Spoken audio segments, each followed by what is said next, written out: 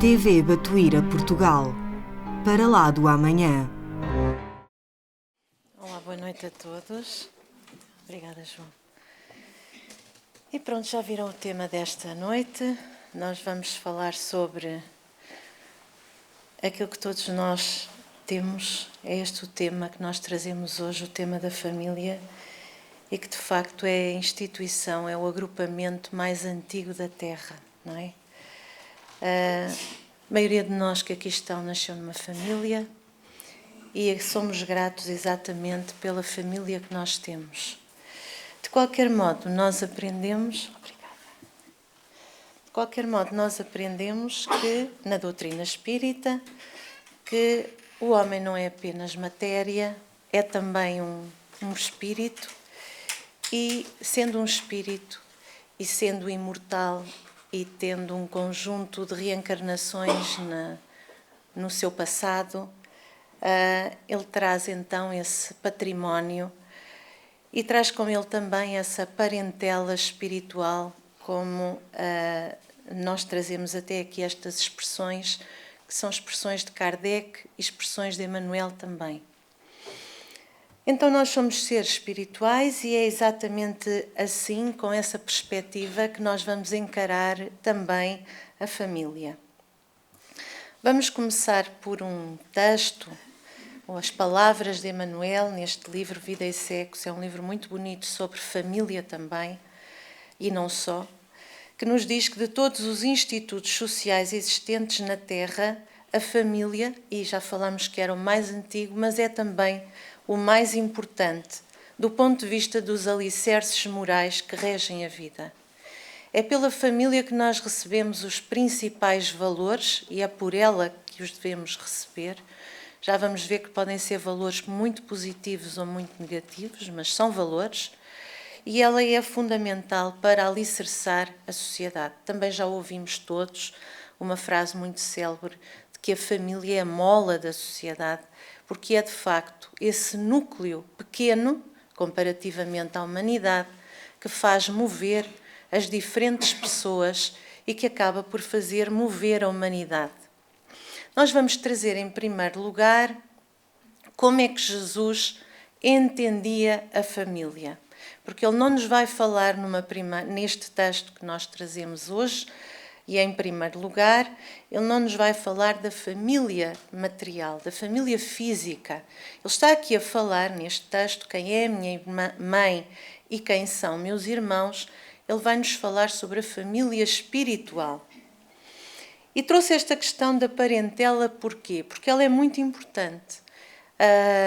Ela é de tal maneira importante que ele precisava deixar esta mensagem nos seus evangelhos e ela ficou de facto registada. Ora, Jesus estava numa casa enorme, estava acompanhado dos seus apóstolos, e é aí que vai, e de muitos outros que o foram procurar, e é assim que começa este texto evangélico. E tendo vindo para casa, ali se reuniu tão grande número de pessoas que nem mesmo puderam fazer a sua refeição. Quando os seus parentes tomaram conhecimento disso, vieram para se apoderarem dele, porque, segundo diziam, Jesus havia perdido o espírito. Kardec registou isto também no seu Evangelho, no capítulo 14, e designou de honrai vosso pai e vossa mãe. Entretanto, sua mãe e seus irmãos chegaram e, permanecendo do lado de fora, mandaram chamá-lo. Ora, o povo estava sentado ao seu redor e disseram a Jesus: Tua mãe e teus irmãos estão lá fora e te chamam.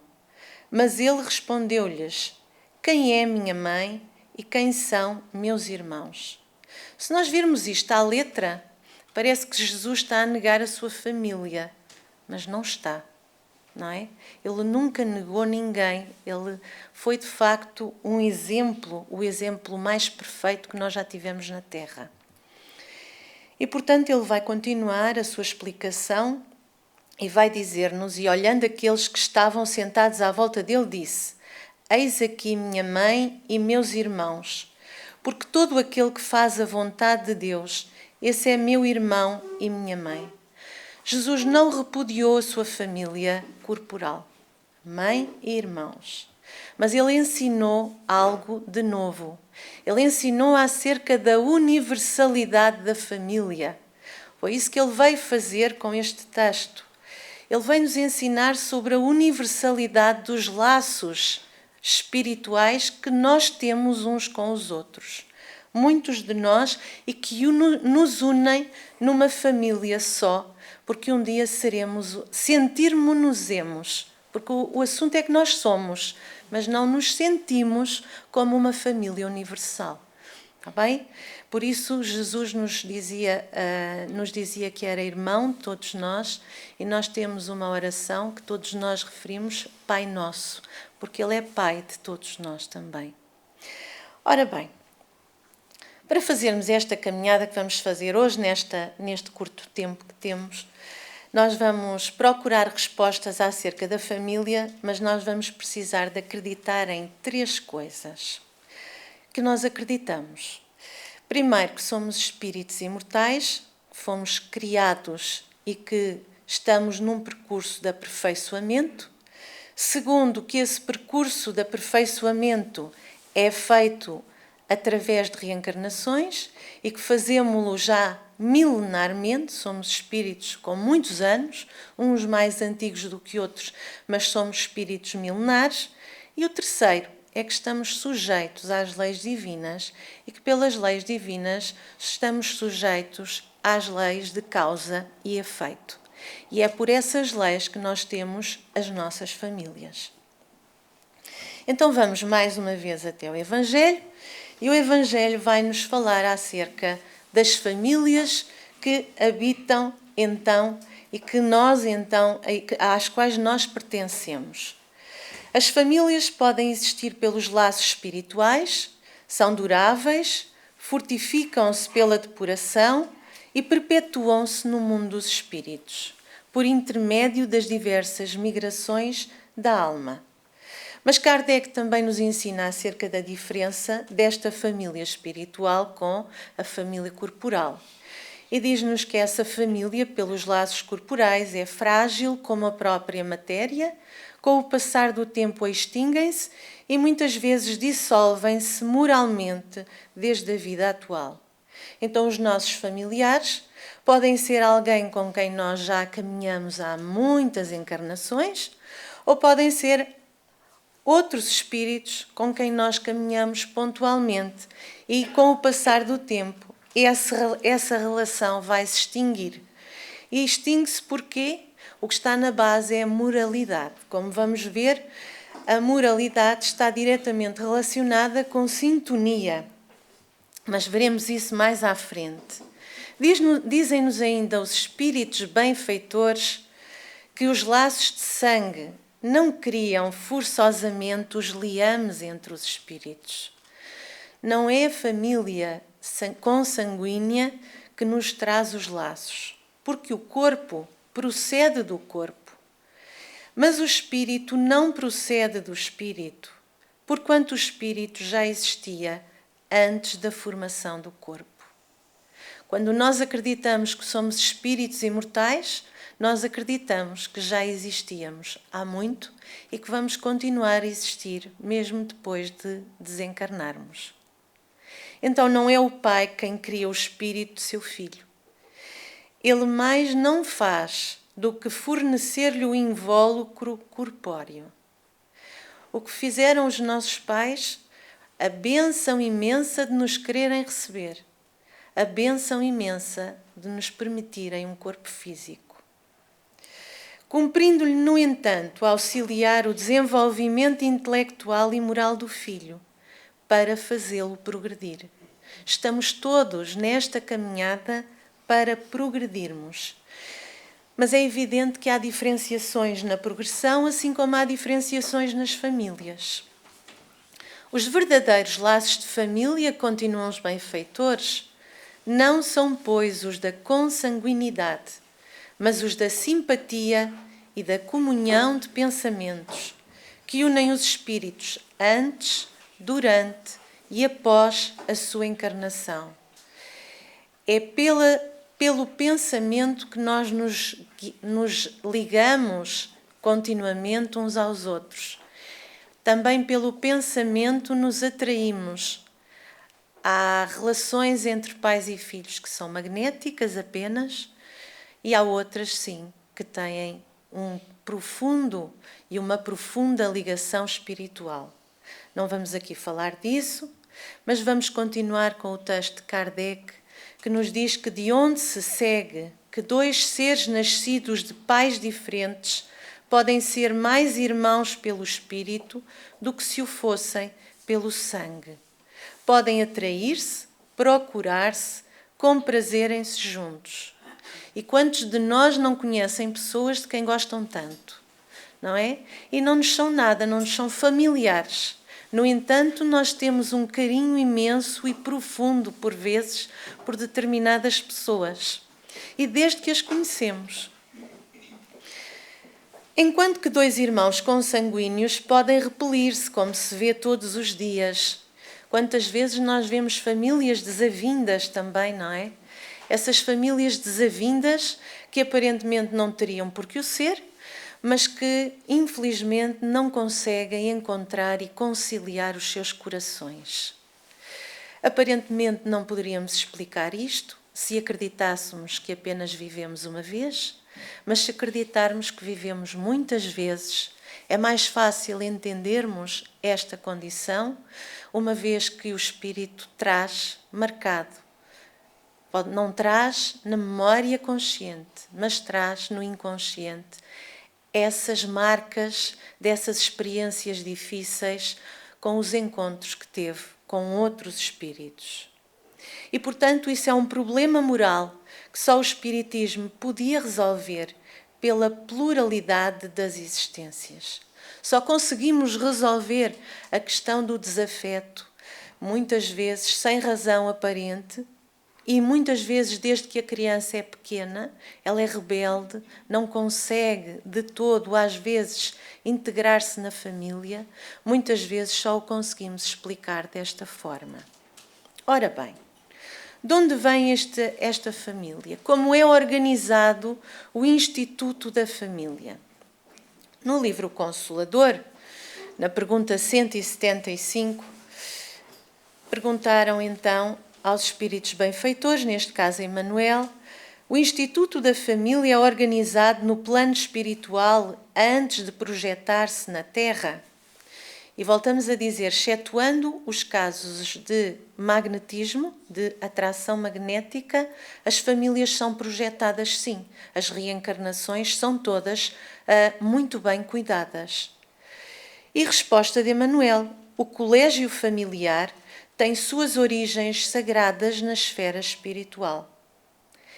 Então a nossa família é de origem espiritual. Não é um grupo qualquer. É um grupo que teve origem num outro contexto, num outro plano, no plano espiritual, onde nós pertencemos. Em seus laços reúnem-se todos aqueles que se comprometeram no além a desenvolver na Terra uma tarefa construtiva de fraternidade real e definitiva. Emmanuel ainda nos diz no livro Pensamento e Vida que a nossa família corporal, a nossa parentela corporal, é apenas um filtro da família espiritual. Significa que uma parte da nossa família não está encarnada, está desencarnada. E, estando desencarnada, muitos desses espíritos estão a ajudar-nos deste lado a fazermos o nosso trajeto. Preponderam nesse instituto divino os elos do amor, fundidos nas experiências de outras eras. Tal como vimos a dizer, esta pequena parcela da nossa família espiritual, muitos de nós têm elos com muitos daqueles que são nossos familiares mais diretos. Mãe, pai, marido, mulher, irmãos, são elos de amor, muitos deles. Todavia, e porque o todavia é importante, aí ocorrem igualmente os ódios e as perseguições do pretérito obscuro. Que estamos nós a fazer então? Por um lado, com os com aqueles que amamos, vinculamos ainda mais esse amor, com aqueles que temos sentimentos menos felizes, vimos na mesma família para procedermos às desvinculações. O que é desvinculação? É a quebra desse ódio que nos prende muitas vezes a esses espíritos pelas experiências que fizemos no passado. Daí a importância que tem nós virmos com aqueles que amamos, mas também com aqueles com os quais precisamos de resolver os nossos assuntos. O que é que Deus nos permite com isto? Permite-nos evoluir, como nós vamos ver. Só quando nós aprendemos a amar a família universal é que nós poderemos então modificar a nossa vibração completa e fazer aquilo que Jesus nos disse que nós seríamos capazes de fazer. Porque Ele disse-nos que nós somos deuses, mas nós não temos capacidade de pôr esse potencial em prática enquanto não aprendermos a amar, não é? As famílias espirituais no plano invisível, ainda no Consolador, são agrupadas em falanges. Falanges são grupos. E aumentam ou diminuem, como se verifica na Terra? Sim, porque as famílias na Terra diminuem, não é? E aumentam. Quando nasce alguém, quando se casa alguém, quando morre alguém, quando alguém se divorcia, enfim, elas aumentam e diminuem. E Emmanuel responde: os núcleos familiares do além agrupam-se igualmente em falanges. Continuam aí a obra de iluminação e de redenção de alguns componentes do grupo. Aquilo que fazemos na Terra, que é tentarmos iluminar-nos e redimir-nos, também se faz no plano do espírito. Elementos mais rebeldes ou estacionários que são impelidos pelos seus companheiros afins aos esforços edificantes na conquista do amor e da sabedoria. Portanto, estes relacionamentos espirituais mantêm-se. De maneira natural, todos esses núcleos se dilatam, não diminuem, aumentam, à medida que se aproximam da compreensão do omnipotente, de Deus, e Deus é amor, até alcançarem o luminoso plano de unificação divina, com as aquisições eternas e inalienáveis do infinito. É para isto que nós estamos destinados. Como aprendemos com a nossa família, é o nosso primeiro grupo. Mas como é que a lei divina reúne os espíritos? Tem que haver uma regra. Há uma lei divina, há uma regra. Emmanuel, no livro Pensamento e Vida, diz-nos que cada criatura está provisoriamente ajustada ao raio da ação que é capaz de desenvolver. Pensamento, portanto. Ou mais claramente, cada um de nós apenas, pouco a pouco, ultrapassará o horizonte a que já estenda os reflexos que lhe digam respeito. Nós só fazemos aquilo que ainda que somos capazes neste momento. E vai continuando e vai-nos falando ainda em Pensamento e Vida que este pensamento cria sintonia, porque se criam ondas, cria sintonia. Então há uma lei de sintonia que nos aproxima uns dos outros, mesmo enquanto família. E por isso ele diz-nos que é assim, é ainda assim, que escultores e poetas, políticos e médicos, comerciantes e agricultores quase sempre se dão as mãos no culto dos melhores valores afetivos, continuando-se mutuamente nos genes familiares, preservando para si mesmos, mediante o trabalho em comum e segundo a lei do renascimento, o património evolutivo em que se exprimem no espaço e no tempo. E quem já não viu famílias de escultores, ou famílias de escritores, ou famílias de médicos ou de agricultores? Juntam-se pela sua sintonia para trabalharem em benefício de si próprios e em benefício da humanidade. No entanto, estes espíritos unem-se pelo bem. Mas Emmanuel não esquece que também há aqueles que se unem pelo mesmo princípio de sintonia, mas por outros motivos. Também é aí, na família, de conformidade com o mesmo princípio de sintonia, que vemos dipsómanos, um dipsómano é um alcoólatra, e cleptomaníacos, tanto quanto delinquentes e enfermos de ordem moral, nascendo daqueles que lhes comungam espiritualmente as deficiências e as provas. Então nós já vimos famílias de alcoólatras, famílias de delinquentes ou famílias de enfermos de ordem moral, não é? Juntaram-se, não só sob o ponto de vista genético, como também sob o ponto de vista espiritual. Comungam então as deficiências, mas comungam também as provas. São famílias que agora não refletem vibrações menos densas, pelo contrário, refletem vibrações mais densas. Porquanto muitas inteligências transviadas, continua Emmanuel, se ajustam ao campo genético, pois, claro, vão nascer na família que tem as condições genéticas que eles necessitam, daqueles que lhes atraem a companhia, estamos a falar de magnetismo, por força dos sentimentos menos dignos ou das ações deploráveis com que se oneram perante a lei. Ainda assim, nenhum deles estará só nem desamparado. Sabemos que muitas vezes nestas famílias nasce uma luz no plano material para que eles sejam também ajudados por aqueles que encarnam para os ajudarem. E há muitas luzes no plano espiritual, porque todas as famílias têm espíritos mais adiantados e outras que ainda estão mais atrasados. Nós temos o exemplo de Isabel de Aragão, que muitos séculos ficou à espera que os seus corações queridos ultrapassassem as suas dificuldades e, portanto, toda a criatura tem alguém que o ampara e que o socorre. Então, quem são os espíritos que se reúnem numa família, sobretudo como parentes próximos? Na maioria das vezes, são espíritos simpáticos, ligados por anteriores relações, que se expressam por uma afeição recíproca na vida terrena. E o que está aqui em questão é o grau de aprimoramento moral que cada um vai ter.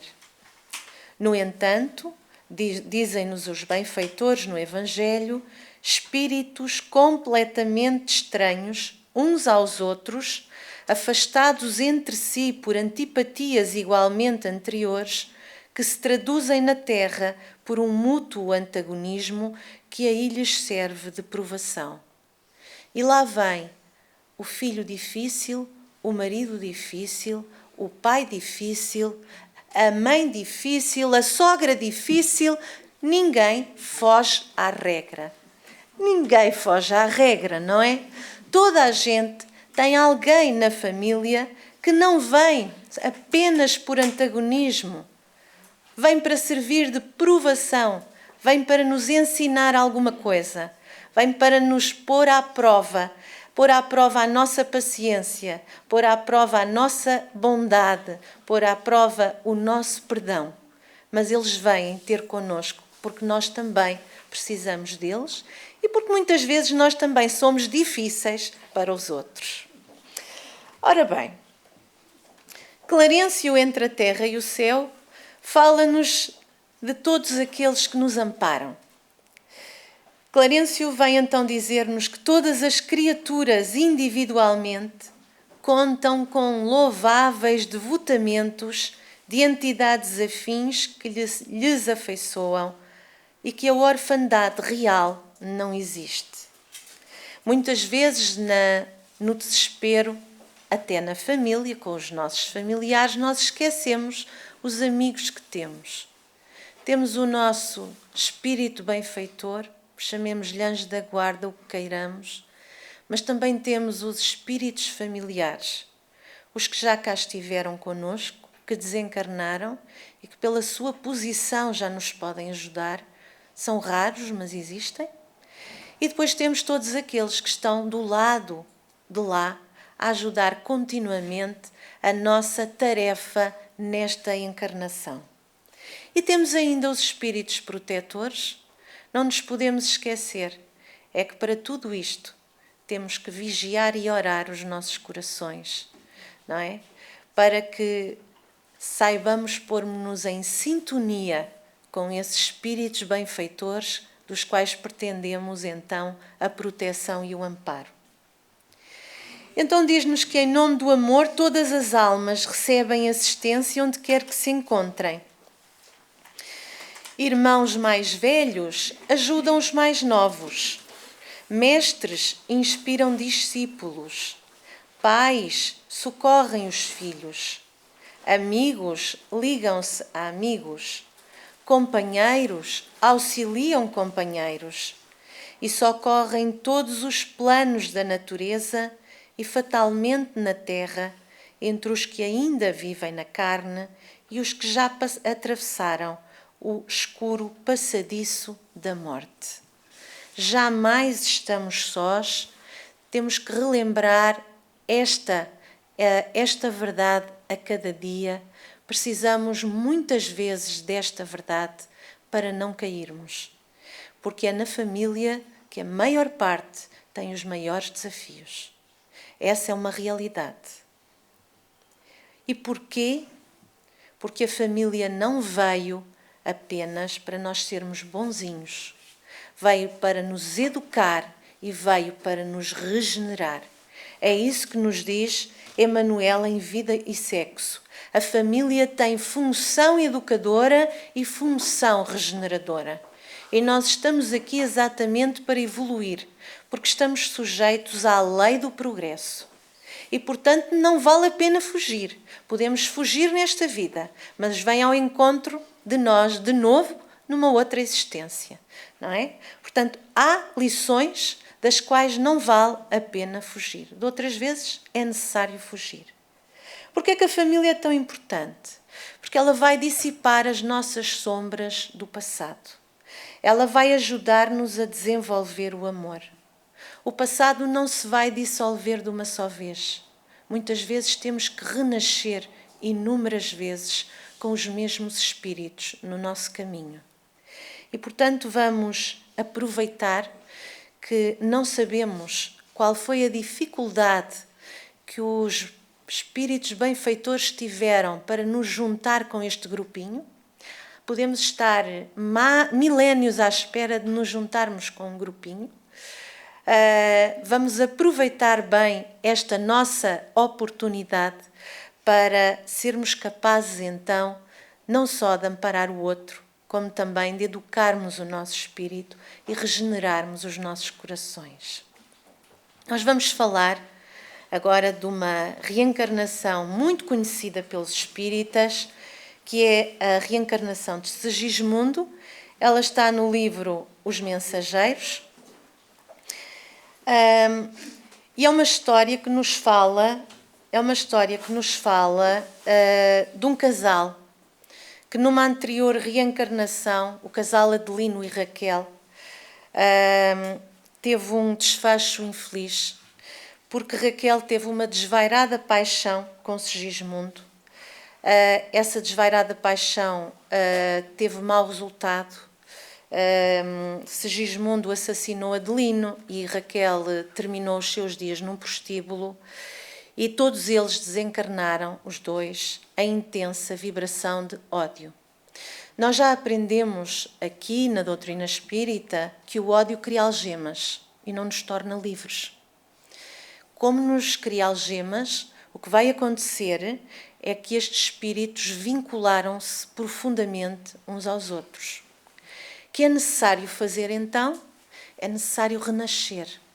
E renascer como? Renascer com o bendito esquecimento do passado. Sem ele, somos incapazes de aprender a amar por enquanto. Então o que é que acontece? No plano espiritual, o casal Adelino e Raquel aceita e promete receber e dar toda a assistência a Segismundo. Segismundo está aqui. Porquê? Porque Adelino ainda não aceitou completamente, está ali cabisbaixo, não aceitou completamente a sua reencarnação como filho, mas irá aceitar. O que vai acontecer é que esse compromisso de assistência foi todo ele tratado no plano espiritual, antes dos 3 reencarnarem, e Segismundo está agora à espera que finalmente Adelino aceite, porque Adelino na carne, mas nos momentos do sono, ele tem uma certa dificuldade em aceitar o compromisso que anteriormente tinha firmado com Segismundo. Ele acaba por o aceitar e este triângulo amoroso, Segismundo, Adelino, Raquel, que tinha sido vivido de uma forma muito negativa para os 3, vai ser agora vivido de uma forma muito positiva para todos, não é? Passamos então da desvinculação para a vinculação através dos laços afetivos. O que é que acontece muitas vezes? Nós vemos que esta reencarnação é uma reencarnação assistida pelos benfeitores espirituais e que estes reencontros são fundamentais e têm função educadora. O que é que eles vão criar uns com os outros? Vão criar vínculos de amor. O que é que eles vão destruir? Vão destruir os vínculos de ódio.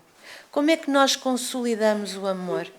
Desta forma, pela reencarnação e pelo véu do esquecimento. Todos nós conhecemos aquela frase de Jesus em que ele nos incita a amar os nossos inimigos. Mas nós não somos capazes. É assim que nós aprendemos a amar os nossos inimigos por agora. Não temos outra forma. Este é o modo como nós aprendemos a máxima de Cristo. Amai os vossos inimigos. Mas, que significa, e em particular, marido e mulher, que significa muitas vezes o casamento para 2 seres? Na fase atual evolutiva do planeta, existem na esfera carnal raríssimas uniões de almas gêmeas. Reduzidos matrimónios de almas irmãs ou afins, esmagadora percentagem de ligações de resgate. O maior número de casais humanos é constituído de verdadeiros forçados sob algemas. Ou seja, há uma grande dificuldade nos relacionamentos humanos, sim. Não vamos dizer que não há. Há. Mas trata-se fundamentalmente de nós, como tantas vezes nos é dito, de vigiarmos e orarmos para que os nossos corações também se tornem mais suaves, porque muitas vezes nós também somos bastante duros com os outros. É necessário que nós promovamos a ajuda do outro, mas antes de mais a ajuda de nós próprios. E para isso nós precisamos de criar uma aura de proteção, não só para nós, como para o nosso lar. E é aí que entra também o Evangelho no lar. Temos que harmonizar todos os corações. Temos que harmonizar as paredes da nossa casa, os objetos, e só fazemos isso vigiando, orando e lembrando que semanalmente, uma vez por semana, nós devemos fazer o Evangelho no lar. Então, e se ninguém lá em casa quiser fazer comigo? Faço sozinha. Faço sozinho. Mas é importante fazer o Evangelho no lar, para harmonizar os corações. Não são só os nossos, são de todos aqueles que se vinculam a nós e que nós não vemos, mas que muitas vezes partilham também da nossa casa. Mas vamos falar também de uma família alemã, que todos conhecem pelas músicas lindíssimas que deixaram, a família Bach. Durante 250 anos, esta família deu ao mundo 50 músicos. Pela lei de sintonia, ampararam-se uns aos outros. Ajudaram-se mutuamente, porque nós não vivemos sozinhos. essa é também uma lei, a lei de cooperação. E esse bem que nós fazemos retorna para nós. Vamos ver como Emmanuel nos fala de famílias de músicos, porque nós trouxemos esta, mas Emmanuel só fala das famílias dos músicos. Uma família de músicos terá mais facilidade para recolher companheiros da arte divina em sua descendência, porque muita vez os espíritos que assumem a posição de filhos na reencarnação junto deles são os mesmos amigos que lhes incentivavam a formação musical desde o reino do espírito. Então, se nós repararmos, uns ficaram no plano espiritual, incentivaram-nos a trabalhar ainda no plano espiritual para desenvolverem este talento musical, uns reencarnam, continuam a ser ajudados pelos irmãos que ficaram desencarnados e depois vêm ter com eles na posição de filhos. Isso refletindo-se reciprocamente na continuidade da ação em que se empenham através de séculos numerosos. O que significa que quando voltam ao plano espiritual, estão em condição de voltar a ajudar outros músicos durante 250 anos. Esta família deu um conjunto imenso de compositores à humanidade. A lei de sintonia fez-se presente, o amor que unia estas almas também e o trabalho que sempre é necessário entre estes espíritos. Então, são espíritos que já estão juntos há muitas existências, já vibram na mesma sintonia há muitas existências e que crescem junto há longo tempo. Estou a andar para trás, peço desculpa. Ora, vamos então à parte final da nossa palestra.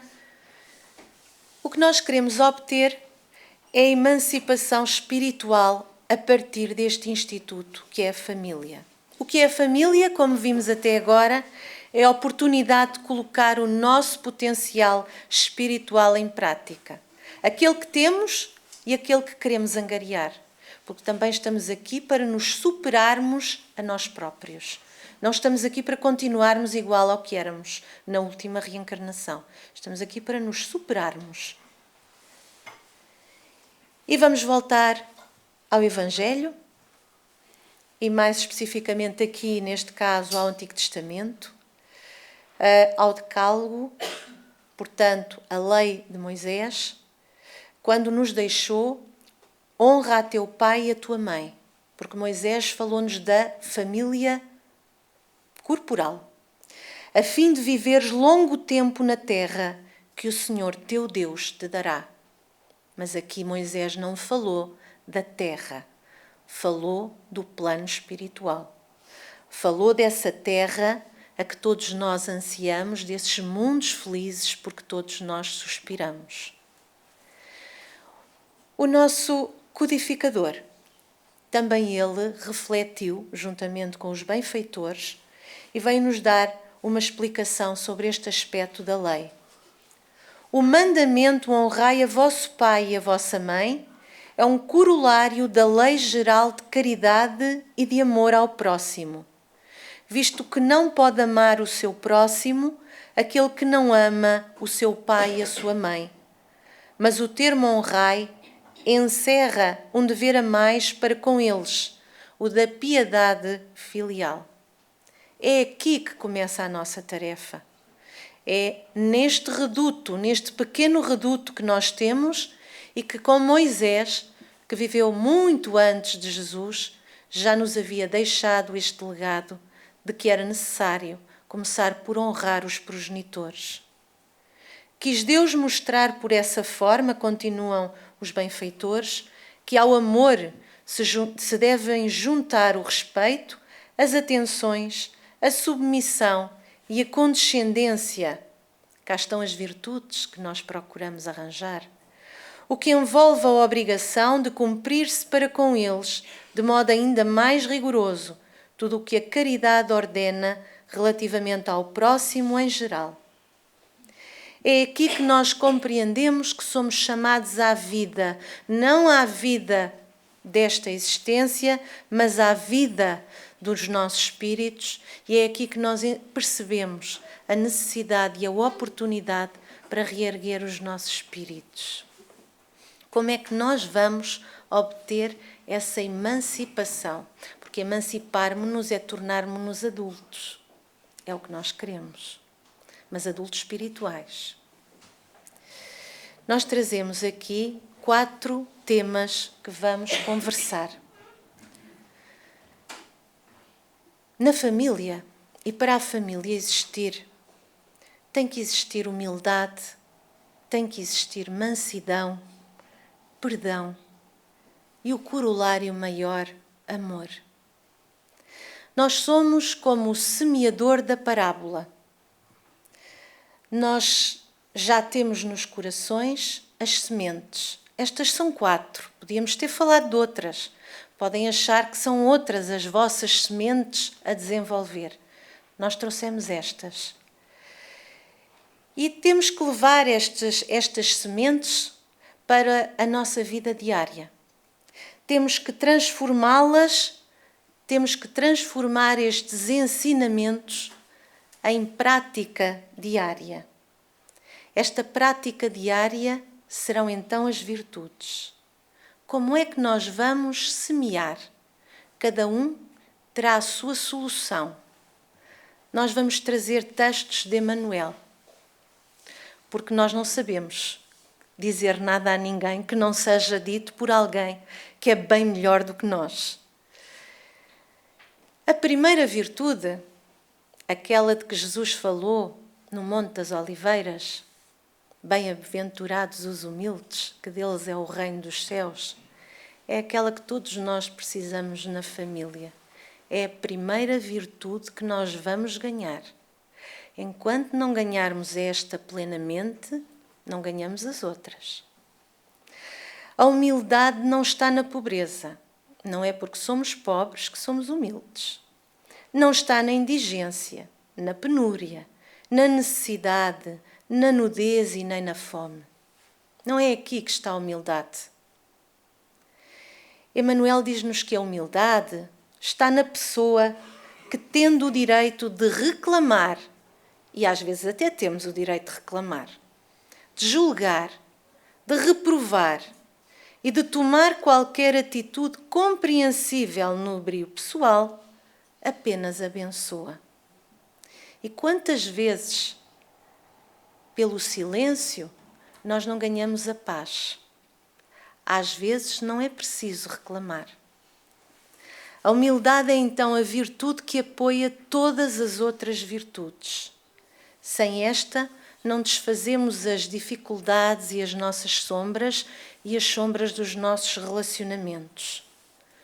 Quando alguém tem mágoa ou quando alguém não gosta de nós temos que semear no nosso íntimo a humildade de aceitar. Quando alguém quer ir embora, mais uma vez nós temos que ser humildes e aceitar. E muitas vezes é a falta de humildade, é o nosso orgulho que nos impede de aceitar. Então vamos aprender a entregar a Deus também aquilo que não somos capazes de resolver. Vamos aprender a respeitar o livre-arbítrio daqueles que nós amamos, porque respeitar o livre-arbítrio é termos humildade. Mas a humildade traz-nos esta virtude tão necessária também às nossas relações familiares, porque o nosso maior investimento nas relações familiares e até nas profissionais e nas amizades é a paz, é a harmonia, não é? Então, a mansidão é fundamental para os nossos relacionamentos. Nas tribulações, diz-nos Emmanuel, ou discórdias que nos agravem os problemas da vida, recordemos a necessidade de certo donativo, talvez dos mais difíceis na beneficência da alma, o primeiro passo para o reajuste da harmonia e da segurança. Eu não peço desculpa. Não, foi o outro, então eu não peço desculpa. Essa falta de reajuste, muitas vezes, faz com que as relações se tornem cada vez mais desarmónicas. Nessas horas, diz-nos Emmanuel, quando a sombra se estende à vida em forma de perturbação, porque quando nós sentimos mágoa, quando nós sentimos algo que não é benéfico, à nossa volta a nossa aura fica cheia de sombra. Então, quando a sombra se nos estende à vida em forma de perturbação ou desafio a lutas maiores, bem-aventurados sejam todos aqueles que se decidam ao primeiro passo da benevolência e da humildade, da tolerância e do perdão, auxiliando-nos na recomposição do caminho. E com humildade e mansidão, nós poderemos eventualmente chegar ao perdão. O perdão é um divino recurso que nós temos e que eu confesso, pela minha parte, às vezes é muito difícil de aplicar. Mas Emmanuel diz-nos que ele nos abre um caminho livre porque nos liberta. Porque quem acalenta vibrações tóxicas, quem acalenta ressentimentos, não está em boas condições para ser amparado pelos benfeitores. Por que é que nos é pedido esse perdão? Em Monte Acima, Emmanuel vai-nos falar da razão pela qual nos é pedido esse perdão. Perdão não significa aceitação do outro. Perdão significa que nós perdoamos, que nós deixamos ir. Não significa que nós aceitamos o outro como ele é e com o que ele nos fez. Não porque nos considera habilitados. Jesus pede-nos o perdão, não porque nos considera habilitados para semelhante comportamento, mas porque se lhe aceitarmos as diretrizes com paciência, ele se tornará mais intimamente associado a nós, ele, Jesus. E com ele, com Jesus, estaremos fortes e seguros, e aí sim, para perdoar, para fazer isso. Então temos que aceitar, dentro daquilo que nos é possível, os nossos familiares e, em especial, as nossas perdas de relacionamentos, que tantas vezes nos deixam mágoas, que tantas vezes nos deixam aspectos que nós não conseguimos resolver. Mas isso resulta, como nós acabamos de ver, das dificuldades que trazemos do passado. Vamos, então, agora, quase para o fim, falar da razão porque é que estamos em família. A luta em família, Emmanuel chama-lhe mesmo luta, é problema fundamental da redenção do homem na Terra. Como seremos benfeitores de 100 ou 1000 pessoas se ainda não aprendemos a servir 5 ou 10 criaturas? Esta é a indagação lógica que se estende a todos os discípulos sinceros do cristianismo. É impossível auxiliar o mundo quando ainda não conseguimos ser úteis nem mesmo a uma casa pequena, aquela em que a vontade do Pai nos sitiou a título precário. Antes da grande projeção pessoal na obra coletiva, antes de querermos trabalhar para a humanidade, aprenda o discípulo a cooperar em favor dos familiares. No dia de hoje, convicto de que semelhante esforço representa realização essencial. É para aqui que nós queremos caminhar, mas o que significa então realização essencial? Significa que nós vamos recolher frutos. E vamos? Vamos sim. Vamos acabar com o último capítulo de um livro pequenino de Emmanuel que se chama Em Família. Porque nós recolhemos essas sementes que estão no nosso coração, recolhemos os frutos da caminhada que fazemos, através da emancipação além-túmulo. Emancipação espiritual, que é o que nós queremos, através da família, é a mensagem da morte. No entanto, para que a morte seja alegria e clarão, liberdade e reencontro, é preciso tenhamos sabido aceitar a escola da experiência terrestre, aprendendo a sofrer e servir na veste física, a encharcar-se de suor no trabalho digno, a fim de recebermos as chaves de luz do lar eterno na plenitude da vida maior. Então as nossas famílias são exatamente isto. Vestimos uma veste de pais, de filhos, de tantos papéis que desempenhamos. Vamos aprender as nossas lições, vamos servir neste palco da vida com suor, com esforço, com trabalho, para um dia recolhermos esta sementeira que estamos a fazer agora nesta nossa reencarnação. Este é o símbolo de libertação que pode significar para nós a família. Nós deixamos-vos então, desejamos a todos uma boa noite e muito obrigada por me ouvirem.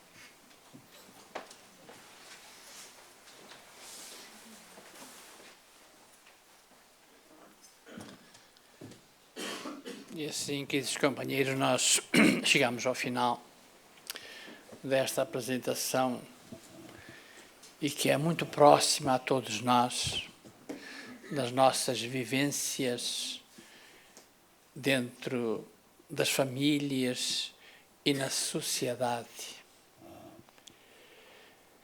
E é um aprendizado importante. Eu estava me lembrando, eu li em qualquer livro que sobre a parentela, que nós um dia, em melhores condições, vamos fazer da parentela nossos irmãos, nossa família.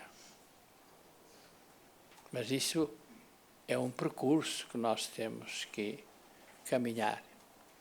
E esta doutrina que nos ensina, porque é uma escola e que trata quer da vida material e quer da vida espiritual, e é por isso que nós precisamos de aprender, e é essa escola que nós temos matriculados, e essa bênção que nos é dada, ter ensinamentos como nós ouvimos,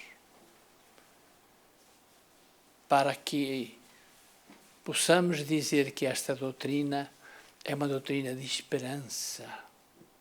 Por que esperança?